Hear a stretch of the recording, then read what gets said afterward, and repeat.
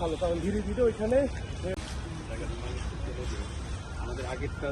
নন্দিতা একটি চমৎকার একটা শহর, এটা পর্যটন ট্যুরিজম সিটি, বাট আমরা আসলে এটাকে ঠিকমতো ফোকাস করতে পারছি না। আমাদের ছেলেরা আসলে ঘুরতে পারে না, আমাদের এখানে আসলে ওয়ার্ক হয়নি। সো দ্যাট আমরা এই পার্কগুলোকে এই পর্যায়ে এনে আমরা চাই যে একটা সবুজের সমারোহ, এখানে দেখছেন কি চমৎকার একটা সবুজের সমারোহ আছে, এখানে পাহাড়ি একটা ভাব আছে এবং এখানে বসার স্থান আছে, ঘোরার একটা স্থান আছে, কাজে একটা চমৎকার একটা পার্ক এই আমবাগানের মধ্যেই।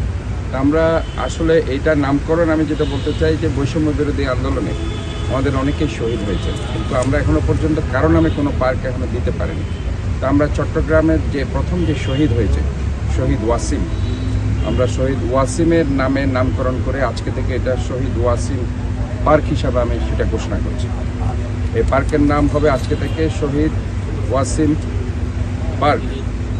তো কাজেই আমরা চট্টগ্রাম সিটি কর্পোরেশনের পক্ষ থেকে এই পার্কটিকে আমরা আজকে এটা ঘোষণা দিতে চাই এবং এটা সবার জন্য আমরা উন্মুক্ত করতে চাই এবং বৈষম্য বিরোধী আন্দোলনে যারাই আজকে শহীদ হয়েছে তাদের প্রতি চট্টগ্রাম সিটি কর্পোরেশনের ব্যক্তিগত আমরা তাদের প্রতি গভীর শ্রদ্ধা